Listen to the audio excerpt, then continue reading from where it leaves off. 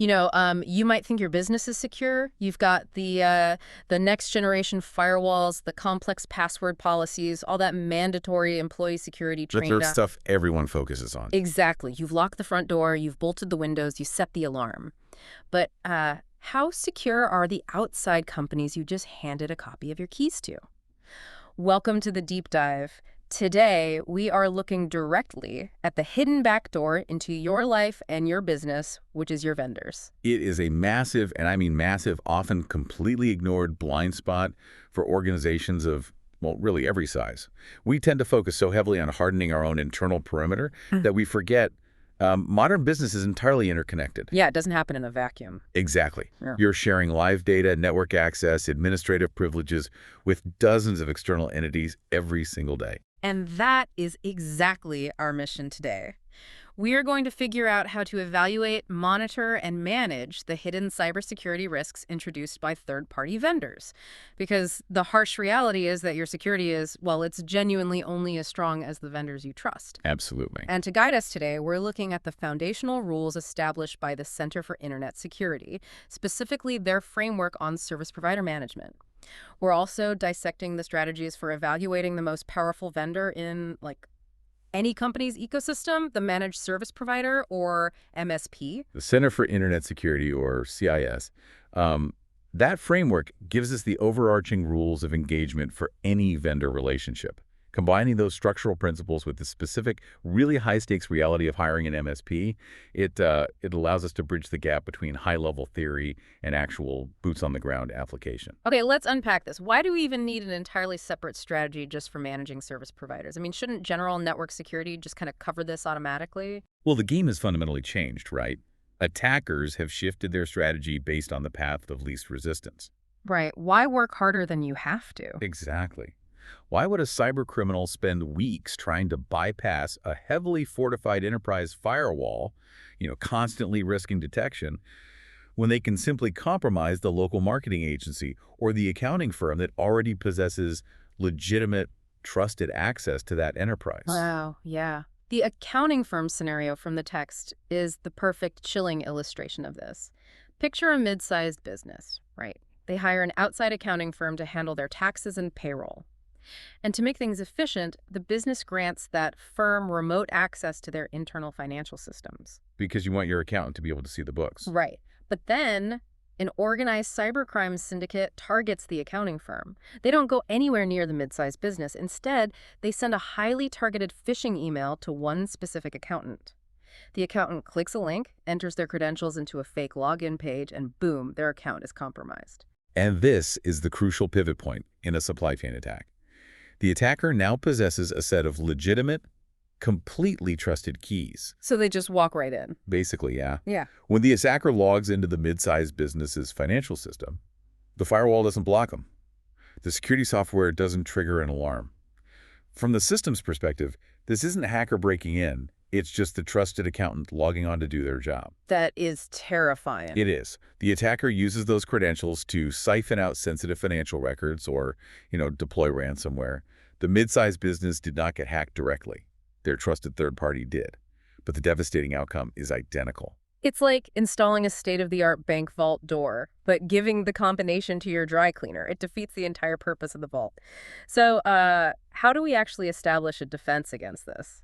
Well, the CIS framework outlines what they call Implementation Group 1 safeguards. These are the non-negotiable basics every single organization has to execute. And step 1 is just inventory your service providers. You have to know who even holds the combination to your vault. Because you cannot protect a perimeter you haven't defined, right? Exactly. Building an inventory means tracking down every external connection. It's Microsoft and QuickBooks, sure, but it's also your cloud hosting environment, the payroll processor, the freelance web developer who still has administrative access to your site. Oh, that happens all the time. And the marketing agency whose software hooks into your customer database via an API. You have to document who they are, what specific function they serve, and crucially, what systems they can access. Because not every vendor carries the same level of risk, I'm assuming. Like the company delivering your office supplies or water coolers is a low-risk vendor, but That's right. your payroll company, Or your Microsoft 365 administrator. Those are critical high-risk entities. Right, you have to classify them so you can focus your security efforts where the potential damage is greatest. And that classification dictates the assessment phase, actually requiring them to answer a security questionnaire before you hand over a single byte of your data. So asking things like, do you mandate multi-factor authentication? Are you encrypting data in transit and at rest? Yes, exactly. And if we connect this to the bigger picture, managing vendors isn't just an IT chore. It is a foundational business continuity strategy. When you require a vendor to outline their incident response plan or provide proof of their cyber liability insurance, you are establishing the baseline terms of survival for your own company. You are ensuring that their inevitable bad day doesn't automatically trigger your catastrophic failure. Spot on. And those security requirements have to be legally binding clauses written into the contracts, not just assumptions made over a friendly handshake. Which brings us to the vendor that presents arguably the most profound risk of all. If standard vendors represent the back door into a business, this next vendor essentially holds the master keys to the entire building. We are talking about the managed service provider, the MSP. Yeah, the MSP occupies a really unique and highly privileged position in the modern business landscape. When you bring an MSP on board, you're not simply hiring a vendor to replace broken hard drives or troubleshoot a jammed printer. You're hiring an entirely external IT department. You are, in the vast majority of cases, handing over the administrative credentials to your entire digital existence. And the scope of what they typically control is, honestly, it's staggering. We are talking about deep root-level access to employee laptops, the entire Microsoft 365 or Google Workspace environment, the configuration of the network firewalls, the backup repositories, and the servers hosting sensitive customer data. In many organizations, the external MSP holds significantly more technical power than the CEO or anyone else who actually works inside the company. Wow, but that creates a massive blind spot for businesses, doesn't it? It really does. Executives frequently make this critical categorization error during the hiring process. They assume they are purchasing a comprehensive cybersecurity and threat management program, when in reality, the contract they signed only covers basic IT support. Wait, if I'm paying an IT company a monthly retainer to manage and maintain my network, isn't it safe to assume they are actively monitoring that network for hackers? Why wouldn't security just be the standard baseline of managing the system? Well, the subjective nature of the word monitoring is where the greatest vulnerabilities lie. To a traditional IT support provider, monitoring generally refers to system health and uptime. They have software that triggers an alert if your server gets unplugged, if the CPU is overheating, or if a hard drive is running out of storage space. Okay, so hardware health, essentially. Right. It absolutely does not mean they have a security analyst reviewing your firewall traffic at 2 in the morning to determine if an attacker in Eastern Europe is attempting to brute force your virtual private network. So you cannot accept the vague promise of, we take care of your security. Never. You have to use a responsibility matrix. You have to ask them point blank, is endpoint detection and response software included, or is that a premium add-on? Are you managing our email spam filtering? Is incident response billed at an hourly emergency rate, or is it covered in our retainer? Who has the authority to approve emergency downtime if a critical patch needs to be deployed immediately? Right. You have to map out in writing exactly who is holding the bag for every single security function. Because when responsibilities are left undefined, both parties operate under the assumption that the other is handling the problem. And attackers thrive in those exact spaces between assumptions. They look for those gaps, yeah. Let's assume you've defined those roles perfectly. The MSP is officially handling your cybersecurity. The most logical next step is to turn the mirror around. You have to look the MSP in the eye and ask, how do you protect your own internal environment? We have to view this from the perspective of an organized cybercriminal. MSPs are extraordinarily high-value targets. Why would an attacker launch 50 separate, labor-intensive campaigns against 50 individual small businesses when they can simply compromise one single MSP? Right, efficiency. By breaching the provider, the attacker can leverage the MSP's centralized management tools to infiltrate all 50 of their clients simultaneously. Here's where it gets really interesting, because the very software the MSP uses to do their job efficiently is the exact same tool the attacker wants to weaponize. Let's talk about the mechanics of RMM tools, remote monitoring and management software. RMM is the central nervous system of an MSP's operation. It is an agent installed on every single computer and server the MSP manages. Functionally, This software operates with what is known as system-level privileges on a Windows machine. Meaning? That means it can do absolutely anything. The MSP uses it to remotely install legitimate applications, run command line scripts, access file systems, and push software updates across hundreds of client devices simultaneously, all without ever leaving their desk. It is literal God mode. And if a hacker breaches the MSP and gains access to that RMM dashboard, they don't have to bypass the antivirus software on your company's computers. They just use the RMM's built-in deployment scripts to push ransomware to your entire network. Because the RMM is a trusted application, the antivirus ignores it completely. This is exactly like hiring an elite, heavily armed security guard to protect your building, but finding out he leaves his master keys dangling in the ignition of his unlocked car while he's on duty. If the MSP doesn't lock down their own tools, your internal security measures are completely irrelevant. Which is why asking how they protect access to that RMM platform is non-negotiable. A glaring operational failure to look out for is how an MSP provisions their own administrative accounts. You must find out if the MSP utilizes shared administrator credentials across their help desk technicians. That concept alone should be an immediate deal breaker. It destroys the concept of non-repudiation. If an MSP employs 15 technicians and they all log into the management console using the identical username admin, you have a severe problem. Because who did what? Exactly.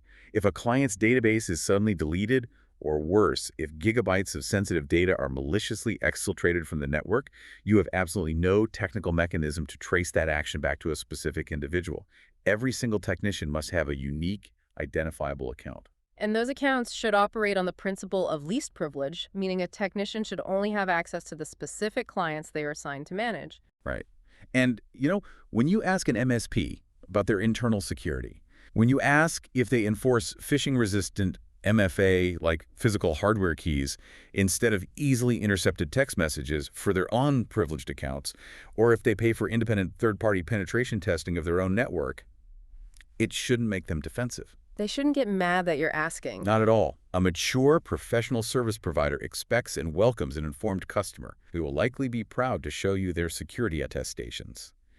If an MSP becomes hostile, evasive, or tries to dismiss your questions when you ask how they protect the administrative keys to your kingdom, that is your immediate cue to walk away from the negotiation. Okay, let's assume you've grilled them on their internal security and their house is in order. We all know that eventually someone inside your company is going to click the wrong link. The failure rate of human beings is 100%. We have to talk about the worst case scenarios: incident response and backups. You cannot wait for a ransomware countdown timer to appear on your screen to figure out what your MSP's emergency protocol is. During a crisis, panic is the enemy of effectiveness. You need to understand their playbook long before the game begins. Conducting a tabletop exercise during the evaluation phase is essential.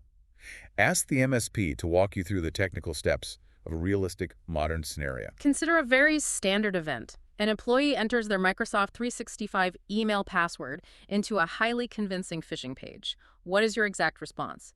A low-maturity MSP will simply tell you, oh, we isolate the account, change the user's password, and turn multi-factor authentication back on. But resetting the password addresses the symptom, not the scope of the compromise. A capable incident response process requires a rapid, multi-step containment strategy. The MSP must describe how they immediately revoke all active session cookies. Why is the session cookie part so important? Without revoking sessions, changing the password does nothing. The attacker, who is already logged in, simply maintains their active connection. The MSP also needs to review the sign-in logs to identify the attacker's IP address and geographic location. And they have to check the mailbox forwarding rules. This is one of the sneakiest persistence mechanisms attackers use. It really is. Once the hacker gets into the inbox, they secretly set up a background rule that says any incoming email containing the word invoice or wire transfer should be automatically forwarded to this external Gmail address. Even after you realize you've been phished, even after the MSP resets your password and kicks the attacker out of the live session, that forwarding rule remains active. The attacker is still silently intercepting your financial communications. A competent MSP knows to hunt for those silent rules. It demonstrates a deep understanding of the attack lifecycle, moving beyond just patching the initial point of entry. But this raises an important question. Who is actually monitoring the environment for these specific anomalous events? Right. If I get an alert on a Saturday night that my firewall is being probed by a suspicious IP address, or that someone is attempting to log into my CEO's email from an unrecognized device who actually evaluates that alert? Is there a human security analyst on duty, or is my system just generating automated log files and sending me warning emails that I won't even see until I open my laptop on Monday morning? Generating logs without a human escalation and response process provides incredibly limited protection. This is the difference between a simple logging tool and a security operations center. The SOC. Yes, if the MSP only collects data but doesn't have an analyst available 247 to determine if a threshold has been crossed, and more importantly, to actively isolate a compromised machine from the network at 3:00 a.m., then the monitoring is effectively just an expensive forensic tool. It exists solely to tell you exactly how you were breached after the damage is already done. And speaking of what happens after the damage is done, let's talk about backups. They are the ultimate safety net. But there is a massive operational misconception here. The most critical question to ask your MSP is not, are you backing up our server data every night? No, the only question that matters is, when was the last time you performed a successful full restoration test for a customer environment of our size and complexity? Because receiving an automated daily email that says, backup completed successfully, is dangerously deceptive. That notification only means data was copied to a destination. It does not mean the data is intact. It could be pure garbage. Exactly. If the original database was silently corrupted 3 weeks ago, your system has just been making perfect, successful backups of corrupted, unusable data. A successful backup doesn't prove you can recover. Only a successful functional restoration proves you have a viable safety net. Understanding the architecture of those backups is equally vital. Are the backups physically and logically isolated from your primary network environment? Meaning air-gapped or at least segmented? Right. Modern ransomware operators are sophisticated. They don't just encrypt your live files. Once they breach a network, they actively hunt for your backup servers and your volume shadow copies. If your backup repository is sitting on the same network segment as your primary servers and can be accessed using the same administrator credentials, you don't actually have a backup strategy. You just have a second target for them. Exactly. You simply have a secondary target for the attacker to destroy before they issue the ransom demand. It is a terrifying reality check. Let's move to the final phase of this vendor evaluation, which honestly might be the most overlooked part of any business relationship. Let's assume the MSP passes every technical test, their backup architecture is air-gapped, and their incident response team is world-class. You still have to define the mechanics of the breakup. The offboarding. We are talking about legal ownership, contract terms, and, offboarding. Offboarding is the most sensitive and vulnerable phase of the entire vendor lifecycle.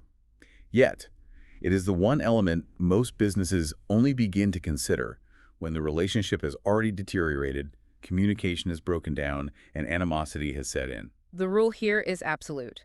The business must retain legal ownership and primary administrative control over their domain name registrations, their core Microsoft 365 or Google tenant, their backup accounts, and their software licenses. The MSP is strictly acting as an authorized administrator. The business itself is the legal owner. But the line between administrator and owner frequently blurs, often under the guise of convenience. During the onboarding process, an MSP might register a client's new website domain name using the MSP's own corporate email address, or they might hold the master licensing agreement for the client's entire cloud infrastructure. Is it really that common for an IT company to refuse to hand over a business's own global admin passwords, or to legally hold a client's website hostage because it's registered under the IT company's name? That ceases to be a service and becomes a digital hostage situation. It is a profound operational risk. While sometimes it is a malicious tactic designed to make leaving technically painful and expensive, it is more often the result of lazy, centralized administrative practices.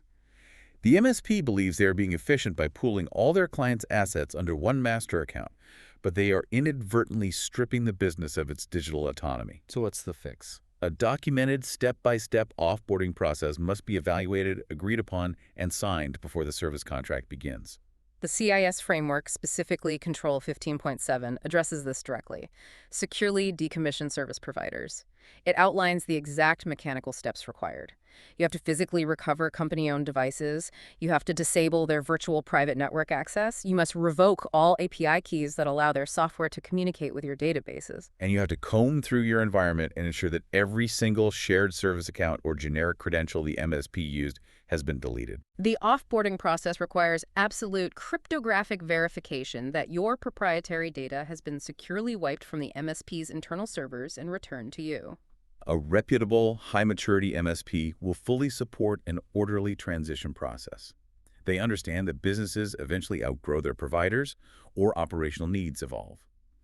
If an MSP balks at the idea of including a clear termination assistance clause in the master services agreement, view that as a severe warning sign. And the contract itself requires intense scrutiny beyond just the service level agreements. You need to clearly understand their liability limitations. If their internal negligence or a failure to secure their RMM tool directly causes your company to suffer a ransomware attack, how much financial responsibility do they legally accept? Do they carry sufficient errors and omissions in cyber liability insurance to cover a catastrophic failure that originates on their end? You must also interrogate their use of subcontractors, right? Because this introduces the concept of shadow IT within the service provider world. Oh, absolutely. You might spend weeks thoroughly vetting your primary MSP, analyzing their security practices, and visiting their local office. But do you know who they outsource their 2.0 AM overflow help desk calls to? Oh, wow. I didn't even think of that. Does a third-party outsourced call center operating in another country have direct administrative access to your sensitive customer data? If you don't explicitly ask about subcontractors, you won't know, and your attack surface just multiplied exponentially without your consent or oversight. So what does this all mean? We've covered a massive amount of ground here, from the overarching principles of the CIS Service Provider Management Framework to the granular mechanics of evaluating an MSP's backup isolation and contract liability. That's a lot to take in. It is, but if we distill all of this down, your primary takeaway is this.